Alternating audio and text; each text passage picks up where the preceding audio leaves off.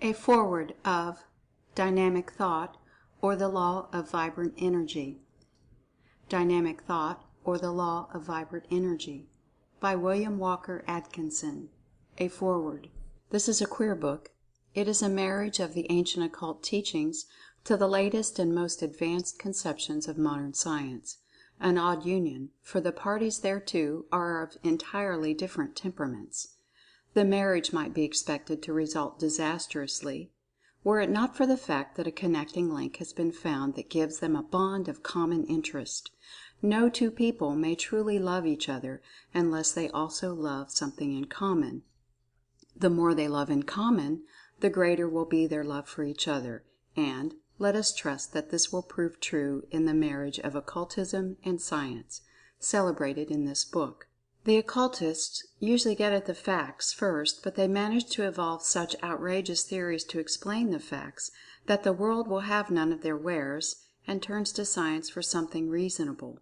Science, proceeding along different lines, at first denies these facts of the Occultists, not finding them accounted for by any of her existing theories, but later on, when the facts have been finally thrust under her eyes, after repeated attempts and failures, she says, "Oh yes, of course," and proceeds to evolve a new theory, welding it with other scientific hypotheses, and after attaching a new label thereto, she proudly exhibits the thing as the latest discovery of modern science, and smiles indulgently or indignantly when the theory of the old occultists is mentioned, saying, "Quite a different thing, we assure you," and yet, in all justice be it said, Science usually proceeds to find much better proofs to fit the facts of Occultism than did the Occultists themselves. The Occultist sees things, but is a poor hand at proofs, while the Scientist is great on proofs, but so often and so long fails to see many things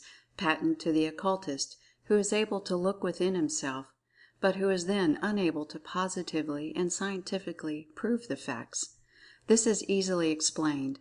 The Occultist's information comes from within, while the Scientist's comes from without, and proofs belong to the without side of mentation, and this is why the Occultist so often makes such a bungle regarding proofs, and the Scientist fails to see facts that are staring the Occultist in the face.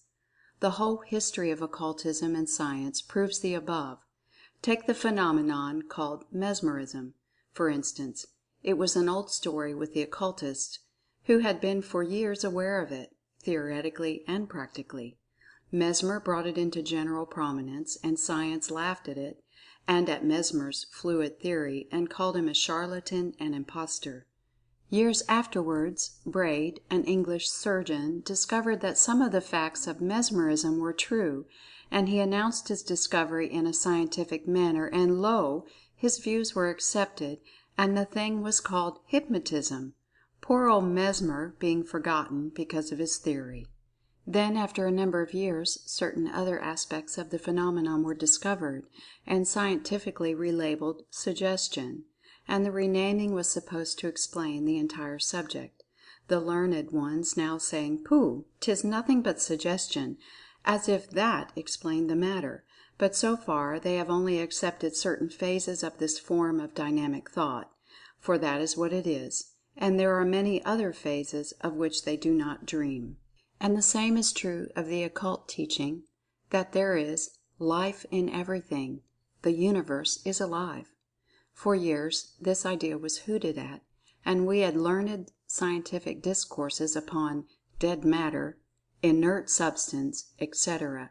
But only within the past decade, yes, within the last 5 years, has Science discovered that there was "life in everything," and that even in the atom of mineral and chemical substance there was to be found evidence of Mind. And Science is beginning to plume itself on its recent discovery, and to account for it by a new theory, which is "quite a different thing, we assure you," from the old Occult theory. And the same will prove true in the case of the Occult teaching of an Universal Mind or Cosmic Mind. Science and Philosophy have long laughed at this, but even now their foremost investigators have come to the borders of a new country, and are gasping in amazement at what they see beyond its borders. They are now talking about life and mind in the ether, and before long they will discard their paradoxical, absurd, hypothetical ether and say, "We are bathed in an ocean of mind." Only they will insist that this ocean of mind is somehow a secretion of matter, something oozing out from the pores of matter, perhaps. But science is doing valuable work in the direction of investigation and experiment, and in this way is proving the principal occult teachings in a way impossible to the occultists themselves. So, you see that both occultism and science have their own work to do, and neither can do the work of the other. Just now science is coquetting with the question of thought transmission, etc., at which she has for so long sneered and laughed. By and by she will accept the facts, and then proceed to prove them by a series of careful and conclusive experiments, and will then announce the result solemnly as a triumph of science. And so, in this book you will find a marriage of the old occult teachings and modern scientific researches and investigation. And the two are bound together with that bond forged by the writer of the book, heated in the oven of his mind, and hammered into shape with his untrained thought, a crude, clumsy thing, but it serves its purpose, a thing called the theory of dynamic thought.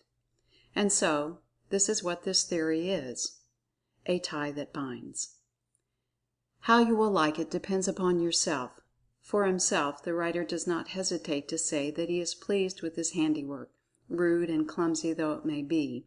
He believes that he has made a thing that will stand wear and tear, and that though it be not beautifully finished, it will serve and be useful, and that is the main thing after all.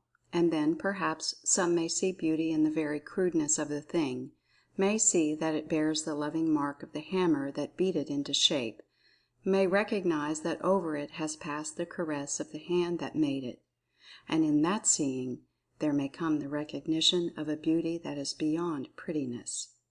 William Walker Atkinson. Los Angeles, California, February 16, 1906. End of a foreword.